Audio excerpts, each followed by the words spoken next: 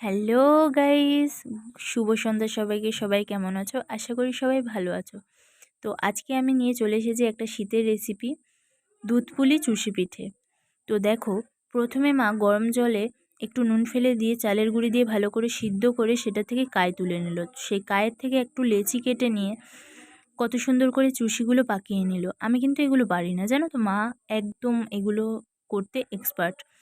তো চুষি পিঠের মধ্যে কয়েকটা পুলি পিঠেও দেওয়া হবে, তাতে নাকি খেতে খুব সুন্দর লাগে পুলি পিঠেটাও। তো প্রথমে পুলি পিঠের জন্য একটু ডো নিয়ে নিল। ডোটা নেওয়ার পরে সেটাকে গোল গোল করে বাটির আকারে শেপ দিয়ে তার মধ্যে আগে থেকে করে রাখা সেই নারকেলের পুরটাকে ভরে দেবে। এবার দেখো কত সুন্দর করে চওড়া করছে যাতে ফেটে না যায় সেই জন্য। আর এইটা পুরটাকে দেওয়ার পরে না, এটাকে ডিজাইন করে মুখটা আটকে দেবে। দেখো দেখতে কিন্তু খুব সুন্দর লাগবে, তোমরা দেখতেই পাবে। তো এত সুন্দর করে নখ দিয়ে ডিজাইনটা করে দেবে, দেখে মনে হবে যে হয়তো একদিকে ফুলের পাপড়ি।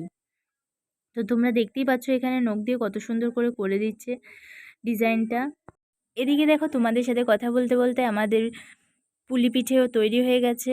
তো মা কী করলো, আরেকটা গ্যাসে দুধটাকে জাল দেওয়ার জন্য বসিয়ে দিল। দুধটাকে ভালো করে জাল দেওয়ার পরে আস্তে আস্তে সবগুলোকে দেবে। তো এর মধ্যে আমার বম্মা ফোন করেছিল। তো বম্মার সাথে কথা বলতে বলতে আমি বললাম যে কয়েকটা মা পুলি আমাকে ভেজে দাও না, আমি যেহেতু ভালো খাই।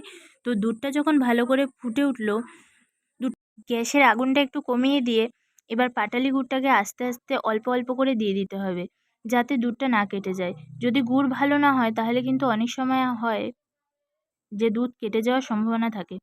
কিন্তু আমাদের পাটালি গুড়টা বেশ ভালোই ছিল, সেই জন্য আমাদের কোনো অসুবিধা হয়নি। কত সুন্দর দেখো দুধটার সাথে পাটালি গুড়টা মিশে গেছিলো।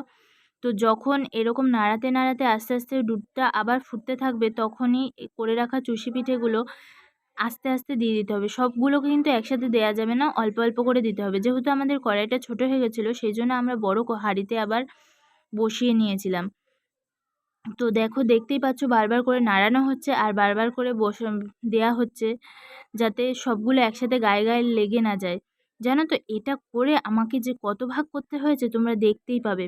আমাদের আশেপাশে সবাই বলেছিল যে আমার মায়ের হাতের পিঠে খাবে, কারণ আমার মা যেহেতু রান্নাবান্না খুব ভালো করে। তো তার জামাইয়ের মুখে তার প্রশংসা সবাই শুনেছে।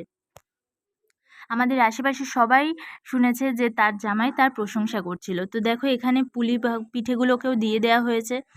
তো পুলি পিঠেগুলো দেওয়ার পরে আস্তে আস্তে কিছুক্ষণ ঢাকা দিয়ে সিদ্ধ করার পরে দেখো সব হয়ে গেছে। আর দেখো কালারটা কত সুন্দর এসেছে। আর দেখতেই পাচ্ছ তোমরা নিশ্চয়ই যে কতগুলো ভাগ করা হয়েছে। তো খেতে কিন্তু খুব সুন্দর হয়েছিল। তো তোমাদের ভালো লাগলে অবশ্যই লাইক করবে, সাবস্ক্রাইব করবে, আর সবাই ভালো থাকবে, সুস্থ থাকবে।